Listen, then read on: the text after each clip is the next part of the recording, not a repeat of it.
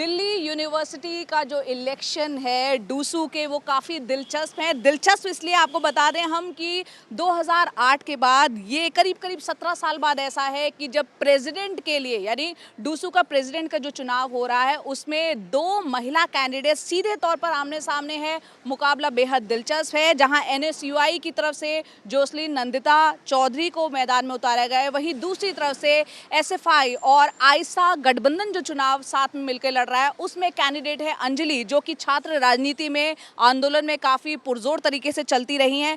उनसे हम बात करेंगे और हमारे साथ अंजलि मौजूद है, उनके साथ उनके कुछ फ्रेंड्स भी मौजूद है। अंजलि, बहुत बहुत स्वागत है एनडीटीवी पर। आप छात्र राजनीति में काफ़ी सक्रिय रहे हैं। इस बार का मुकाबला जो है काफ़ी दिलचस्प बताया जा रहा है, खासतौर से अध्यक्ष पद के लिए डूसू के लिए, क्योंकि बिहार की बेटी और राजस्थान की बेटी जो कि जोसलीन जो है राजस्थान से, आप बिहार से ताल्लुक़ रखती हैं। किस वे में आपको लग रहा है इस बार जो है चुनाव और मुकाबला थोड़ा अलग है डूसू का?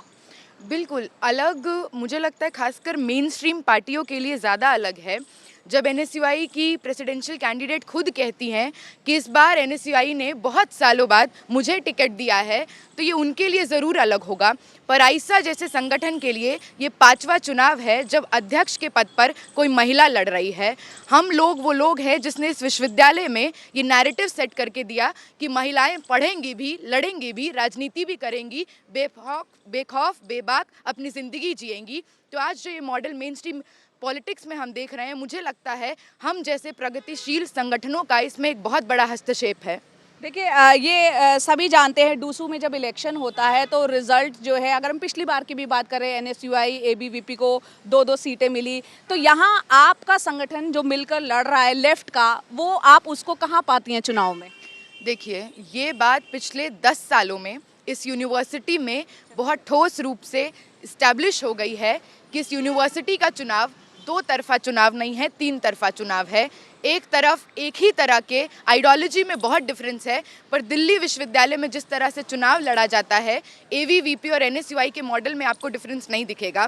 वही 50 गाड़ियों के काफिले, 70 लोगों का हुजूम, जिसमें ज़ोर ज़ोर से उसी कैंडिडेट के नाम के नारे लगाए जाएंगे, जिसमें हमारे और कॉमन स्टूडेंट के तमाम सवाल गायब रहेंगे। सवाल गायब रहेंगे हॉस्टल्स के, रेंट कंट्रोल के, मेट्रो पास के, सवाल गायब रहेंगे हमारे सपनों के, संघर्ष के। और वही मॉडल हम देखते हैं प्रेवलेंट है, वही मॉडल है जो 25 साल से इस डूसू पर राज करता रहा है।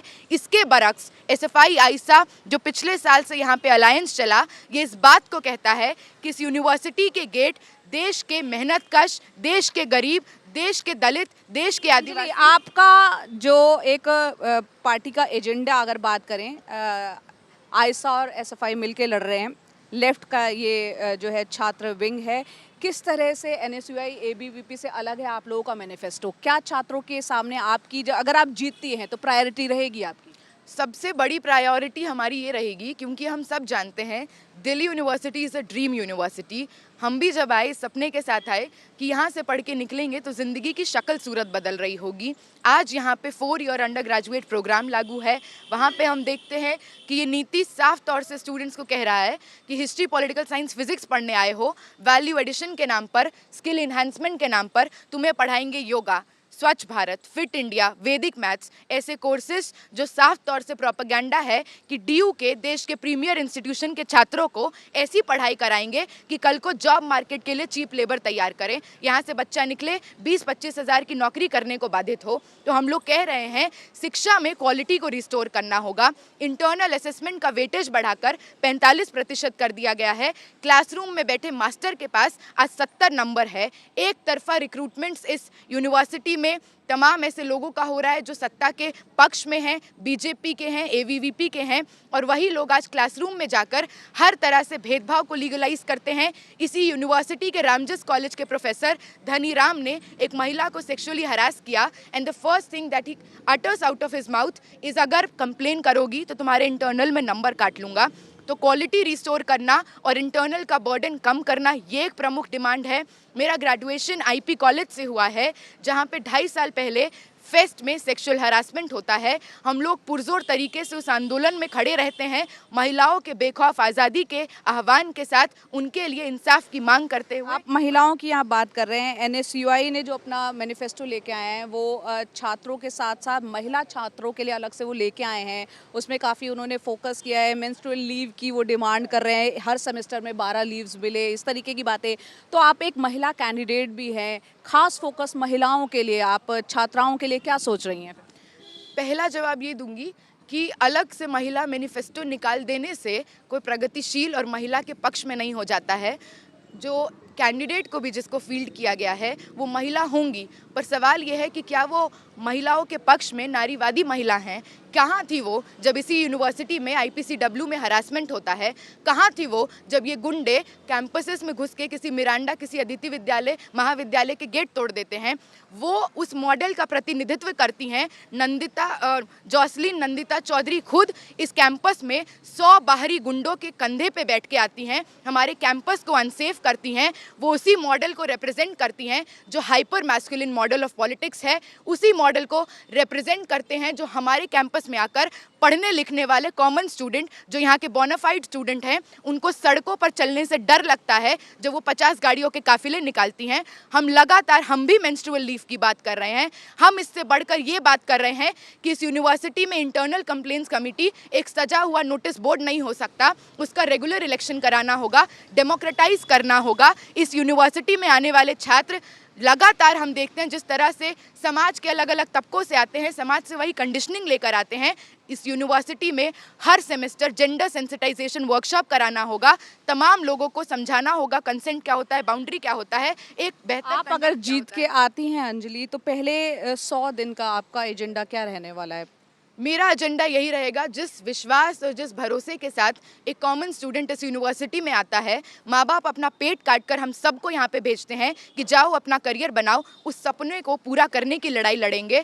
हम लड़ेंगे कि क्वालिटी रिस्टोर हो एजुकेशन में, अफोर्डेबिलिटी के लिए लड़ेंगे, फी हाइक के खिलाफ लड़ेंगे। इस यूनिवर्सिटी में UGC की गाइडलाइन कहती है कि 60% स्टूडेंट्स को हॉस्टल्स मिलना चाहिए, जबकि वास्तविकता ये है कि 5 से भी कम प्रतिशत स्टूडेंट्स को हॉस्टल मिलता है। हॉस्टल्स के निर्माण के लिए लड़ेंगे कि आसपास के एरियाज में रेंट कंट्रोल एक्ट आए, मेट्रो कंसेशनल पास की सुविधा के लिए लड़ेंगे। ये तमाम जो लड़ाइयाँ हैं ये एक बात का प्रतिनिधित्व करती हैं, इस बात को इस्टेब्लिश करती हैं कि इस यूनिवर्सिटी में आने वाले छात्रों के जेब से तय नहीं होगा कि उनको सस्ती और अच्छी शिक्षा मिलेगी कि नहीं। अंजलि, यहाँ ये बताइए, अब छात्रों से आप क्या कहना चाहेंगी? हम देख रहे हैं जगह जगह जा रही हैं और वोट मांग रहे हैं आप लोग, और आज जो है PGs हैं, हॉस्टल्स में भी जा रहे हैं। क्या आप लोगों का एक उनके से जब मुखातिब होती हैं तो क्या कहती हैं, आप ये भी बताएं थोड़ा। बिल्कुल, हम अपनी बात में ये बात पे बहुत ज़ोर देते हैं कि पिछले साल इस यूनिवर्सिटी के इलेक्शन की काउंटिंग को रोककर दिल्ली हाई कोर्ट ये बात कहती है कि देश के प्रीमियर इंस्टीट्यूशन और पढ़े लिखे छात्रों का नहीं, मनी लॉन्ड्रिंग का चुनाव लगता है। तो इस माध्यम से भी छात्रों से ये अपील करेंगे कि आइए साथ में मिलकर इस मॉडल को बदलते हैं। बर्गर पिज्ज़ा देकर बरगला कर वोट लेने वालों को किक आउट करते हैं, गेट पर मिक्की माउस डोरेमोन खड़ा कर बैलेट चिल्लाने वालों को किक आउट करते हैं। जो 50 गाड़ियों के काफिले में AC दार कमरे और AC की गाड़ियों में चलते हैं, वो क्या जानेंगे कि माँ बाप जो पेट काट के यहाँ पे भेजते हैं, 7,000 के कमरे में रहना क्या होता है, बस का मेट्रो का धक्का खाना क्या होता है। We are common students like you, we came here with an aspiration to build a future for ourselves and we are fighting against it when we are seeing that dream being crushed. तो इस बार बदलाव बेहतरी के लिए SFI आइसा को vote करें।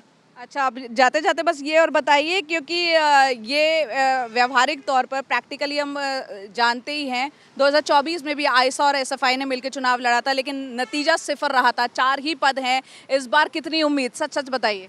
देखिए, ये जो सवाल है इसका जवाब हमारे लिए तो बहुत ये है कि जीत और हार से परे इनके लिए जो जीत के आते हैं, जो इस कुर्सी पे बैठे हैं, ऐसे यूनियन भी इस यूनिवर्सिटी ने देखे हैं जो 25 लाख की चाय पी जाए। पिछले साल एक ऐसा मॉडल रिप्लेस होता है, एक गुंडागर्दी का मॉडल दूसरे गुंडागर्दी से रिप्लेस होता है। बार इतना लो सेट था कि कोई तोड़ फोड़ कर दे रहा है और रील बना दे रहा है तो उस पर लोग खुश हो जा रहे हैं। हम आज जीते या ना जीते, हम जीतते रहे हैं। हम जीते तो लॉकडाउन के बाद इस यूनिवर्सिटी के ताले खुलते हैं, हम जीते तो IP के आंदोलन में प्रोक्टोरियल कमेटी बनती है। एक हफ्ते पहले इस यूनिवर्सिटी में कहा जाता है कि कि चुनाव लड़ने के लिए 1 लाख का बॉन्ड देना होगा। I am the petitioner who challenge that in Delhi high court. उसमें जीत हासिल करते हैं कि इस यूनिवर्सिटी पर और छात्र संघ पर लखपतियों की जागीरदारी नहीं है। हम जहाँ जा रहे हैं वहाँ पे स्टूडेंट्स इन आइडिया से, बदलाव के आइडिया से रेजोनेट कर रहे हैं। इस चुनाव का नतीजा हमको नहीं पता, पर हमारे मन में, हमारे संघर्षों में हमें लगता है हम जीत रहे हैं।